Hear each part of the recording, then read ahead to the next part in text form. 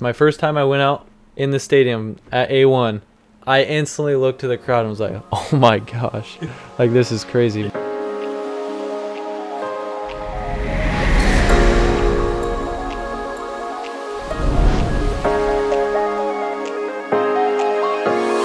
Welcome back, everybody, to another edition of Gaming with the Pros here on Start Your Systems. I am Kellen Brower, and I'm joined today by Lux Turner, the AEO Power Sports KTM rider, an amateur talent that has recently turned pro and has already found a lot of success in recent years. So first off, welcome to the show, Lux. Great to have you in studio, man. How you doing today? No, thank you for having me. I'm doing good. Just got done riding Fox Raceway. Long day. So far, how's everything feeling? AEO KTM team this year? Like, are we happy? Are we still striving for more? I would say I'm happy with the bike and everything. I feel like my Supercross from last year, I made heaps and gains. So I'm happy with that, but I'm kind of struggling outdoors just with more of the mental, like strength.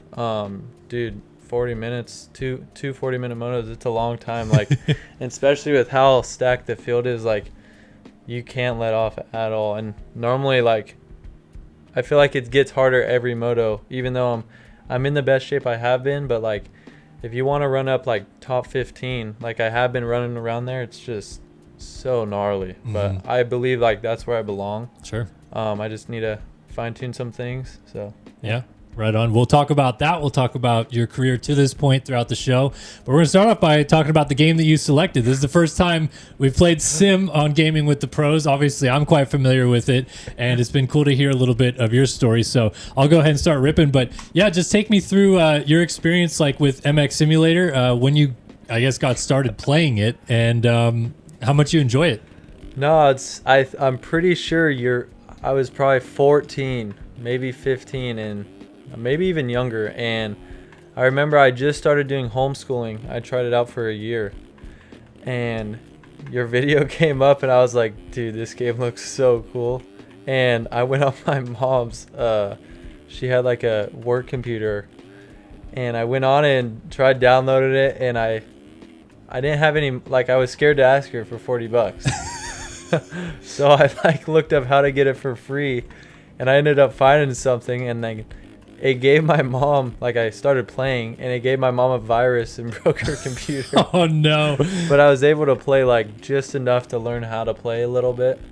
And then, obviously, I got in a little bit of trouble for breaking her computer. And this is how old you said you were? I think I was 14. 14, maybe all right. Younger. So testing the limits. We always ask on this show, too, like, your earliest memory of playing video games. And, if you can think back to those days. I know it's a long time ago now, but was it moto games like from the start, or do you remember kind of what the first game you ever played was? No, I think from the start I must have been just started racing, and my dad was good friends with Adam Jones. He was a freestyler, and we went over to his house, and he had Reflex going, and I just got hooked.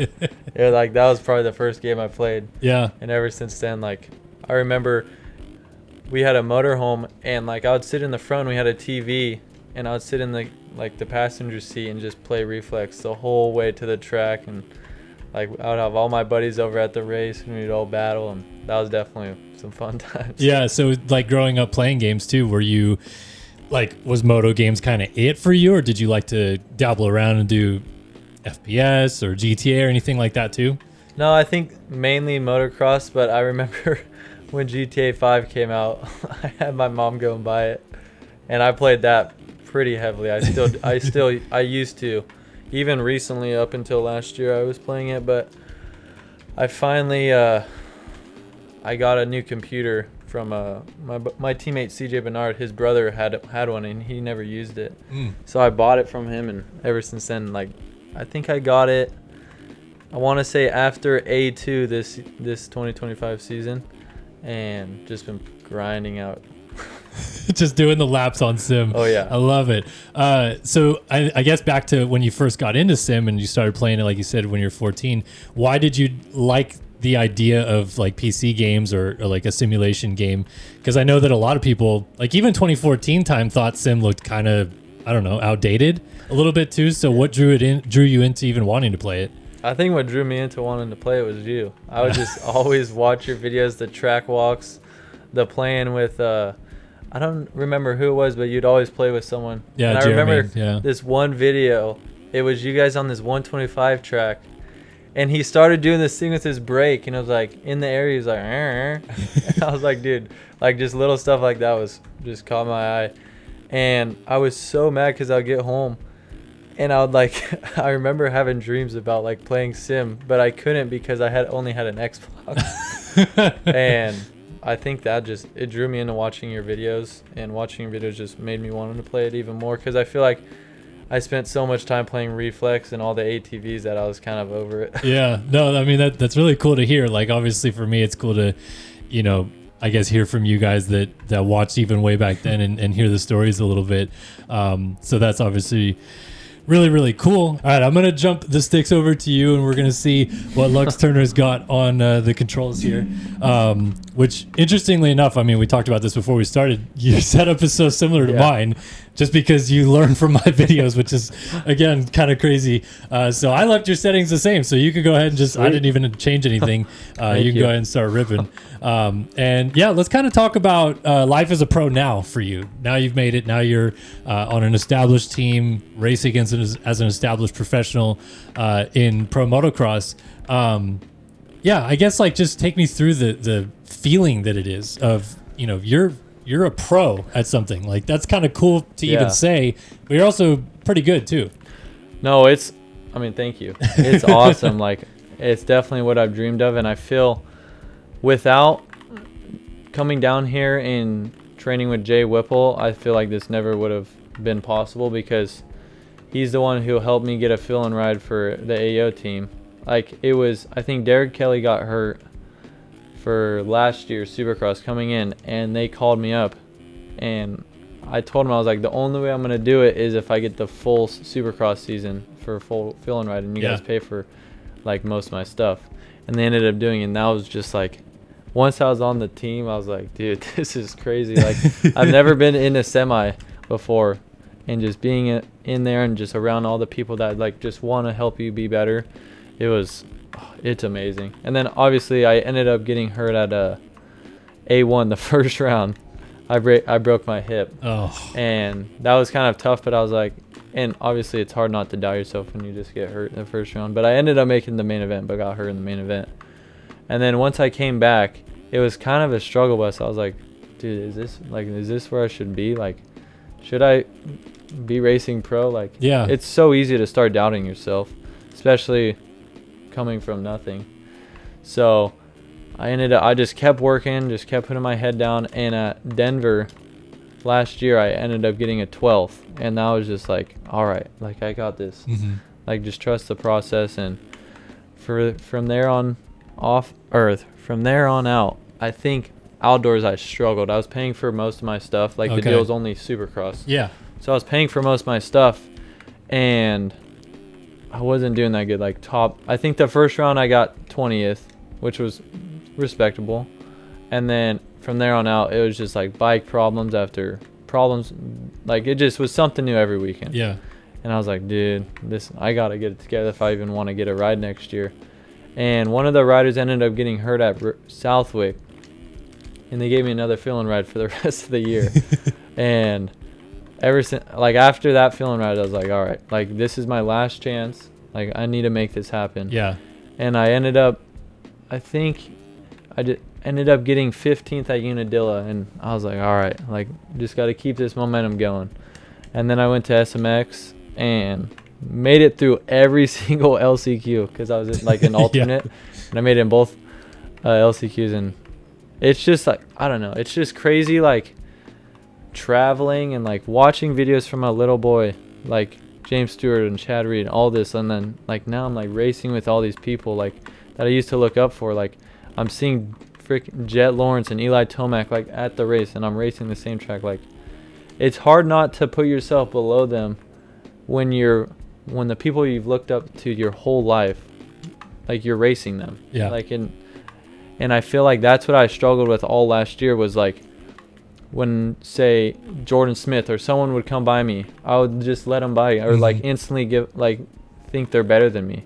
And it's hard not to when you've looked up to them your whole life and like So I think that's what I struggle with. And I feel like this year I really fought better. Like, I don't care who you were, like, we're racing. And I think that's what's helped me a lot. Just more of being like, I belong here now. And obviously that just comes with belief and putting yourself in the right position to know you belong there.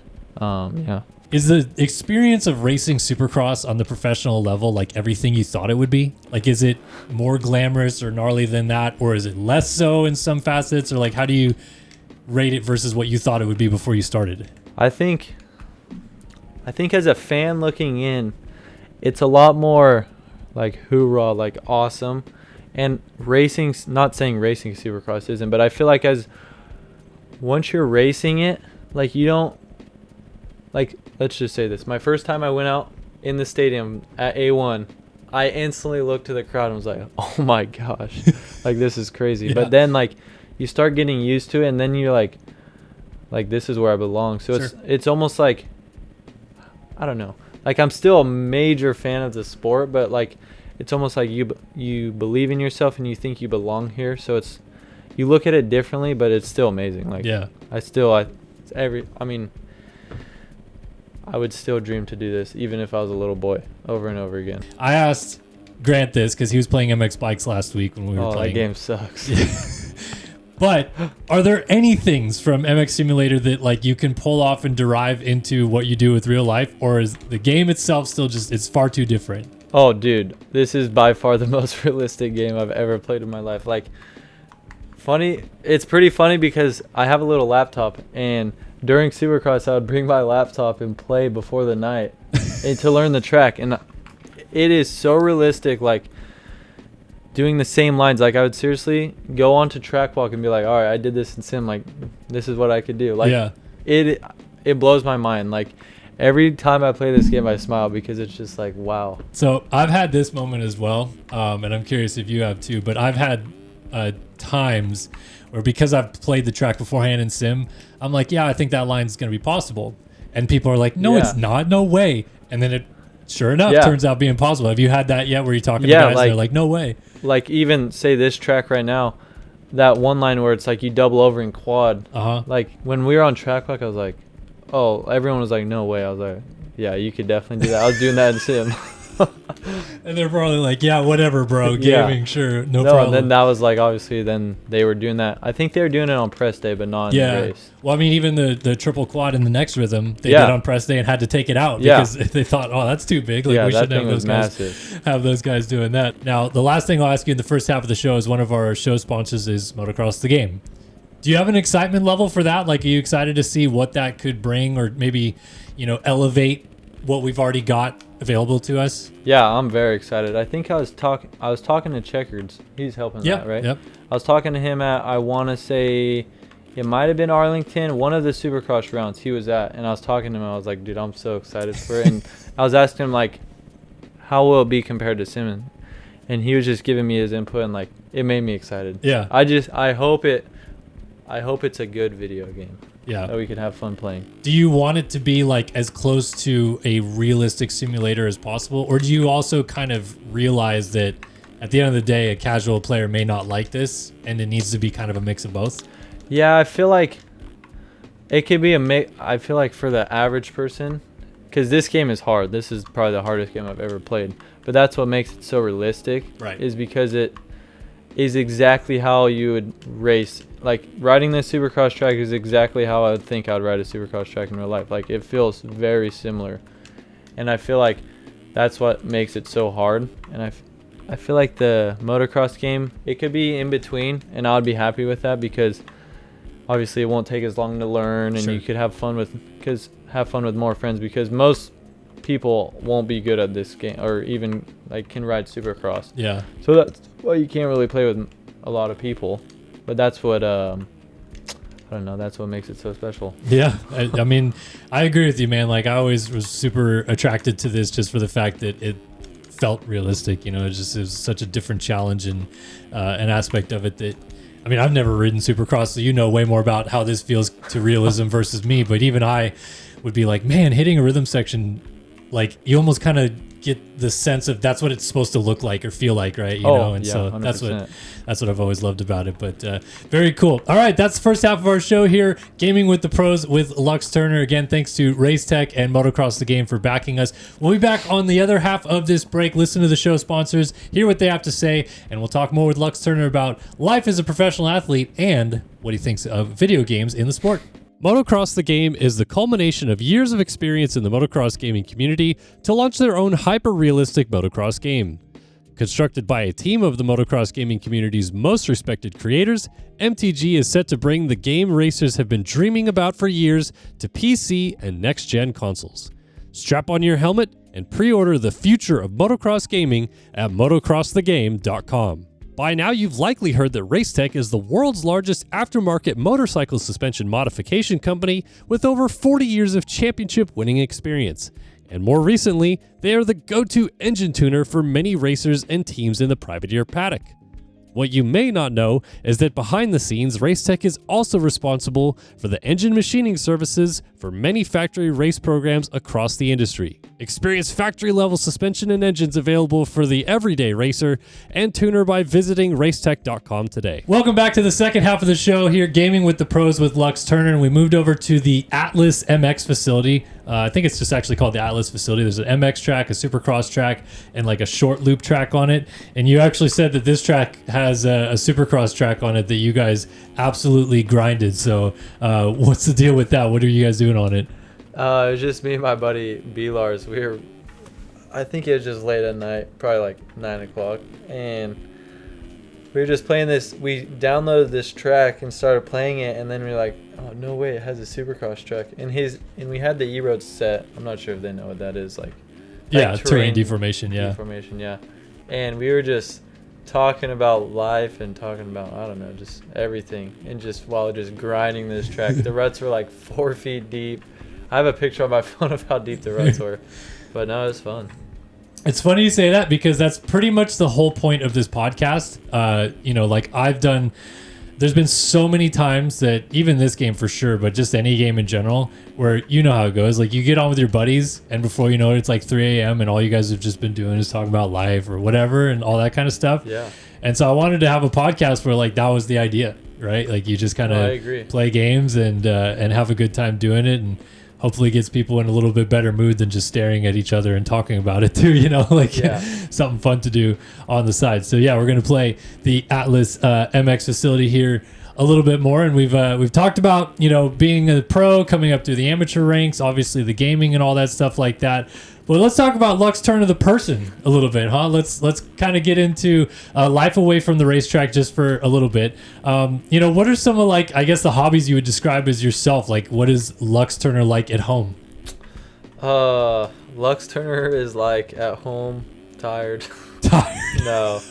Well, especially from Southwick, right? Yeah, after Southwick, definitely tired. But no, I think, honestly, as dumb as it sounds, like I feel like one of my hobbies is playing video games, because when you're tired, you still want to do something, but you don't want to be tired for tomorrow because you have to ride tomorrow. So that's why I feel like playing MX Simulator is perfect. Just you get to do what you love, think about dirt bikes and ride, but just not get tired from it.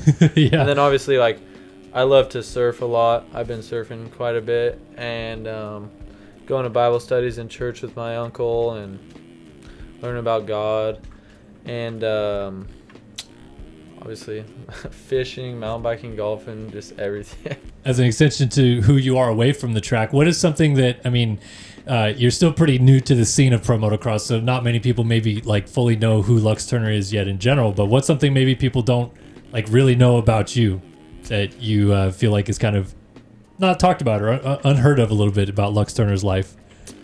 I'm a big family person, I think. I love my family and being around them. I don't know. I love food. Love food. What kind? What's the go-to food for Lux Turner? Everything. I feel like I seriously could be a food critic. I just love it so much. I don't know, high-end food? No, just everything. Everything. I don't know why I enjoy just eating so much. Just the flavors. I sound retarded, but no, that's totally fair. like after a race or like after a big race, I'm looking forward to just digging into something good. Do you have a like a favorite all-time meal you've ever had, a restaurant you've ever eaten at? I think my favorite food is sushi, but I feel my mom used to make some like steak and shrimp all the time. And, oh, that was good. But That's I feel the big like home cooking, huh? yeah, yeah. I feel like maybe like a big thing probably no one knows about me is me going to the C class, obviously, and then like me, like I had a job, like full-time job. Like that's was what I needed to do is to pay for my stuff to get down here, to like focus on my dream that becoming a professional racer. What was that? What? What was that? What was the full-time job? Oh, I was well, I started as a in construction. I hated it. Okay. It was terrible. I didn't work long enough, so it was just like I was just a cleanup boy. Just all right, go over there, sweep that desk, and I hated it. And then that led into me having a heavy equipment job, and I started out in the water truck, and then like obviously he slowly like taught me how to drive tractors and like all the heavy equipment. Yeah. So, yeah, maybe that's something. I'm going to have you take over here, and we're going to see what it looked like when you and B-Lars at 3 a.m. were grinding this track out and see just how good the skills are on this track, and we'll get into a couple other things like this as well. Okay, so we talked about your family. Obviously, we talked about your sister as well. Did you know when you guys both started going after it that she was also going to turn out to be what she's become? No, I did not. Really? Me and my dad were like, I remember us like we kind of feel bad. We felt bad because like she loved it so much, but it was like well, she'll just keep doing it for fun. And dude, it was that. What year was it? I think it was the year I went to Loretta's in C class.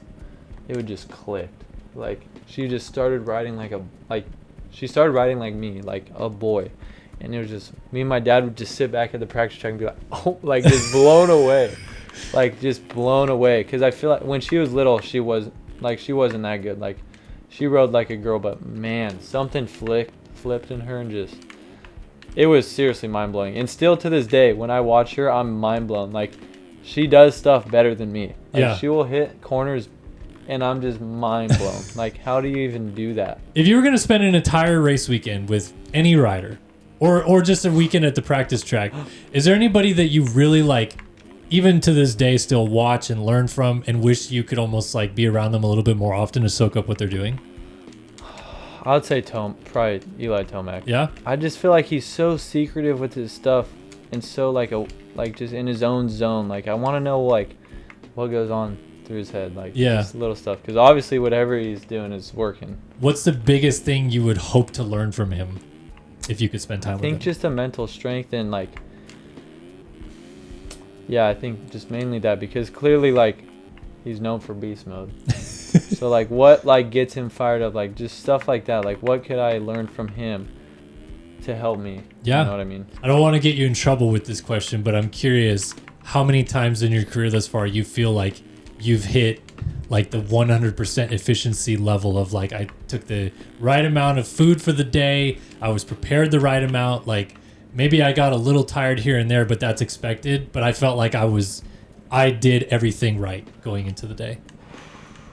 I feel like I did everything right on Arlington Supercross. I feel like as soon as you start thinking you're doing something wrong, it just snowballs. Yeah. And that whole day, like, I remember in press, I didn't feel that good. Okay. Like, yeah, whatever. And then come around my qualifying, I think I qualified 17. I was like, whatever. Like, I feel like when you look at it like that, like, nothing really affects you. And because I knew that come race time, I would get a good start and turn my night around, because all of Supercross I qualified terrible. And I would, you know what I mean, terrible. And then come race day or come race time, turn my night around, like Yeah. every time. So I feel like I've learned to believe in myself even when everything is going wrong. Sure. So that's helped a lot. All right, let's get into our Race Tech rapid fire segment. This is going to be some fun rapid fire questions that we'll be able to like kind of spin off of a little bit too. It's not just a cut and dry. You have to give us one word answers, but it's designed to give you a little bit more thinking to it. And I've seen you kind of hover. I'm looking at the time upper left hand corner of the screen. You're hovering between like 24 to 28 seconds on this lap time. I don't know if you remember what your best lap time was on it. You want to jump over to the actual SX track and we'll. Let's do it. All right, we'll jump over to the actual SX track and we'll see what he's able to run. What do you think you can run on this track though? Like 21, 20s, 22? Maybe. I don't know. I've never raced on it. Okay, but we'll test your skill set there and see if you're able to do it. Yeah, that's timing gates. It should. You should come in from off track right here and just. Okay. Oh, and then just start in. Yep. So we'll get you to the finish line and we'll jump into these rapid fire questions again, brought to you by Racetech. You ever backed by Racetech through your amateur career? Did you ever have help from I think the guys Racetech, I ran Racetech when I was on 50s. There you go. All right. So they've helped out tons of people over the years, from privateers to amateurs alike. And they also do plenty of engine building these days as well for plenty of teams in the pits, including some factory teams. Yep. Yeah. Little secret there from the Racetech folks. All right. Racetech rapid fire with Lux Turner here. Who has the best style in motocross right now? Jason Anderson. And why? It's just awesome. His jersey untucked, the smoothness, his style, everything. You ever purposely untuck the jersey to be like, Oh, yeah. I love it. I love it. All right. We already asked you this, but I'm going to ask it again anyway. No. Supercross or motocross? Supercross. All day long. I love it. Favorite section on any track? Rhythms, whoop sections? I know you said whoops, but like a well-built Supercross track, even a long rhythm section doesn't get you riled up? No, I'd say whoops. Whoops all day long. All right. MX Sim, MX Bikes, or Reflex? MX Sim. Not even Reflex compares. I would say Reflex is number 2. Okay. Favorite non-moto video game? GTA. Okay. Yeah, GTA. I know we talked about it there at the beginning as well. What's your go-to hype-up song before a race? Or it could be an artist. I've never listened to music before. Ever before a race? I think the only thing I've ever listened to when I was warming up was David Goggins. Okay, so you go to a podcast or some sort of like motivational speaker thing. I mean, it's kind of a similar vibe or whatever. But like aside from that, seriously, before a race, like no music or anything. Nope. That's crazy. Do you use earplugs when you race? Oh, man, Nothing. you're just like. I think my biggest thing is just before the race, like I pray to God, calm my mind, and let me keep me safe, and everything else is up to me. There you go. I love that mentality for sure. What's your post-race meal of choice, though? Like after? Yeah. Oh, a good Texas Roadhouse steak and freaking sweet potato roll. Dude, okay, so Grant said the same thing last week. He loves Texas Roadhouse. I'm like, it's amazing. is this something I need to get on, like on the road every week? You guys are going to Texas Roadhouses? Like, it's no business, man. Yeah, so actually, I seriously, every single Supercross run, I had Texas Roadhouse the night before, and then we would go to BJ's the night after. Love it. Texas Roadhouse, that's so funny. Okay, what is your most used app on your phone? Oh, probably YouTube. YouTube? Yeah. What's the go-to YouTube channels you're watching these days? Right now, I was watching a little bit of fishing.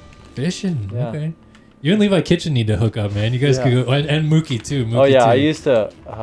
It'll probably get me in trouble. I used to go into like private lakes and stuff, and sneak in, go fishing there, like into the golf courses and stuff. Yeah. That's by far the best fishing ever. Oh man, all the game wardens. Oh yeah. Watch out for Lux Turner.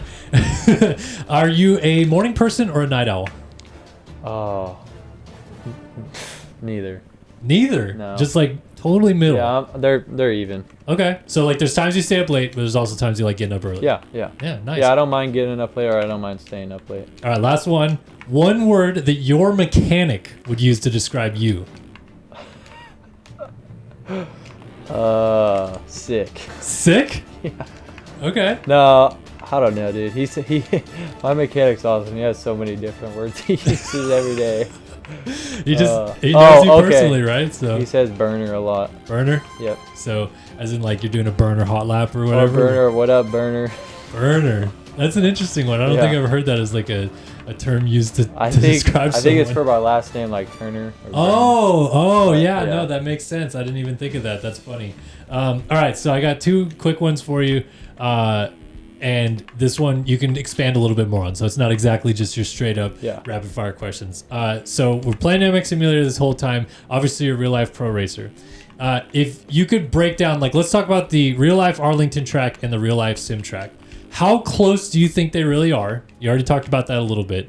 But do you actually think, like, oh my goodness, this game is basically the same thing? Oh, yeah. Yeah? 100%. Like, I'm telling you, when I do the rhythms in this game, sometimes it feels exactly how it feels in real life. Yeah? Like, it blows my mind. Is it even to the level where, like, when you go on a race weekend, you're like, dude, they got the steepness of that jump right, and like the way. Dude, it's seriously like me and my other buddies, CJ Tucker, dude, we literally just like are blown away every time we play this game because it feels so realistic. Okay, and last one for you here on Gaming with the Pros. Build your dream team. 3 riders, any era to race with. You got 1 teammate, 1 rival, and 1 could coach you. What's your dream team?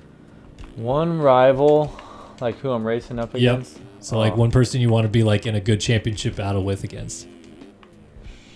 Shoot, probably Chad Reed. Chad Reed? Yeah, or Ryan Villapoto. Okay, who's your teammate when you're going up against them?